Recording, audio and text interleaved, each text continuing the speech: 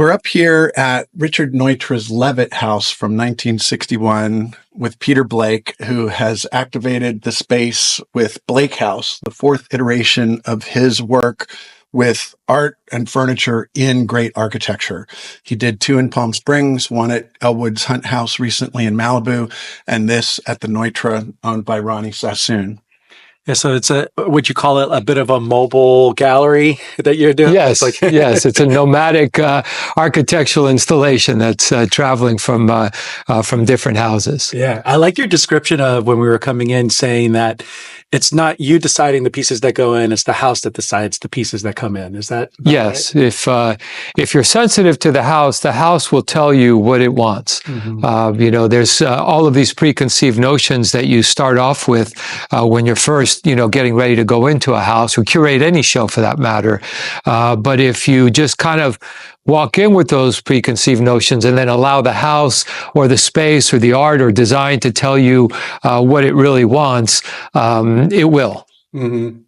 So we were here a couple months ago, and the home was filled with Ronnie Sassoon's curated art and architecture, or art and furniture. And our understanding is that you got a completely blank canvas and you started from scratch. Everything in here is from your personal and professional collection, both the gallery and your personal stuff. So maybe take us in and tell us how the house spoke to you and what you put in here. Sure. So what Peter does too is you move into these spaces for that time period, yes, right? So there's this kind of this odd word haptic. And we like to think that by living in the house, especially initially when you're first kind of curating the installation, by living in the house, you get a different sense of what the house is all about. It goes way beyond, say, what a decorator might think or a curator might think. You're suddenly in the house, you're living in the house, you're eating dinner, you're making coffee. So you learn a lot more about the personality about the house, the light of the house. When we first came to see it, it was filled with Ronnie's things, and it was daunting because she has an unbelievable collection of art and design. And I remember thinking, "Oh my God, how are we going to follow this up?" But we started to bring things in, and it all started with that Ed Moses painting, that Ed Moses painting kind of determined a lot of what was going on because it actually went up first, and then it was kind of determining where everything was going. And unlike other paintings, like that painting was in the entrance originally, it wanted to be there, and it also everything that came around it was part of it. But I would say that painting was kind of the foundation where the curation of the show started from. Yeah, I think that's an interesting theory behind or what you guys do in that you live in the space. So even while you're here, does it reaffirm, or do you get to the point where you're like, you know what, we did set this up correctly, or do you go and like move some things? We keep moving. It moves it usually takes about 5 to 7 days. 5 days to really get the house figured out, and then another 2 days where your neurosis kicks in and you inch everything around. But in the case of these houses, there are all these things that you put in your head, and I'm famous for it. My neurosis kicks in at some point. Oh, it looks like staged real estate. Oh, it looks like a curated art show. Oh, it looks like a design store in a house.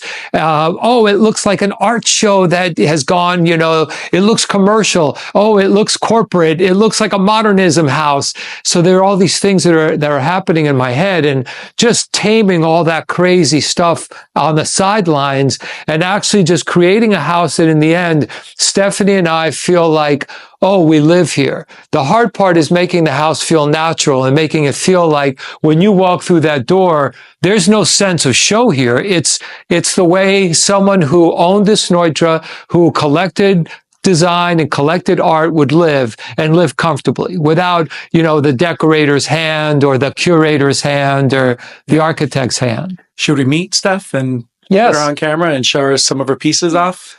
Okay, we're here with the artist. Stephanie, what's your last name? Pachero. Pachero? Mm-hmm. Stephanie Pachero, tell us about this piece. So this is Helix. It's a commission from a very close collector in Laguna Beach, Mo Honecker. He was the first collector to enlarge my work into bronze as a wonderful gift to have, and he was very happy to loan the work for the exhibition space for the Levitt House. It's been an incredible opportunity to see my work enlarged from my small hands into the 3D digital world, which these are doing now, and doing into bronze, and having that history of the maturity of, I guess, the way that the casting process and the history that I love to see. So that's been kind of an incredible experience. I had an incredible space for it and honored. So you're saying that all of the furniture was Well, the outside was full of Willie Gould, and so it was just ironic that when Ronnie moved out, and then we brought in all of our things for outdoors, they were almost the same. These chairs, that chair. So we both share this love of Willie Gould. What were you saying, Brad? I was going to say, one of the things that I'm really intrigued by is your own curation. And in a way, I'm riffing off of what Ronnie said in her book, a quote from Marcel Breuer, the architect, who talks about our main gift in life is to be able to select. And Ronnie is a collector and selector, and you're a collector and a selector. And what I find to be exciting about your furniture and artwork is that it's eclectic. It's not, we see mid-century modern homes that are filled with mid-century modern furniture, which I think there could be nothing less interesting. And so you've really curated these hand-picked pieces that are from different times and spaces and countries. And I can see how you responded to this house differently than you responded to Elwood's Hunt House, because this is a completely different collection of stuff. So will you tell us a little bit about some of your favorite pieces? Well, I always love these Mongerati tables. The Scarpa chairs are so beautiful with it. And these are mid-century French stools by Pierre Laporte. This is a Pierre Guariche table. This is a young Korean artist named Young-Ju Kim, a Milo Boffman sofa. That Kem Weber chair I chased for 10 years. Go back to that sofa. What's the time frame of that sofa? So that's a mid-century sofa with a contemporary Italian fabric by Dedar Milano on it. And it's just a very simple, very beautiful sofa. And these are speakers that were designed in 1957. They're called Quad. And Quads are some of the best speakers ever made. Even they rival speakers that are made today. And the amps are tube amps by McIntosh from the 60s. And then the turntable is a Gerard 401, which is an English turntable. The cabinet is a special cabinet that this hi-fi store in London used to give to, or not give, but they would build these out for clients that bought full systems. They would custom make them out of rosewood. And the beauty of this house is it's such a neutral backdrop for anything you want it to be. We listened to it and it told us what it wanted. It always at the same time was very neutral. It was like starting with a canvas and it just said, okay, whatever you want to do. But once you decided on what you wanted to do, then it would tell you, no, that's not happening. All right. Well, on that note, I think we'll probably wrap up and say thank you to Peter Blake for My pleasure. us. It's been a pleasure to be here. Really appreciate it and look forward to the next Blake House. Absolutely.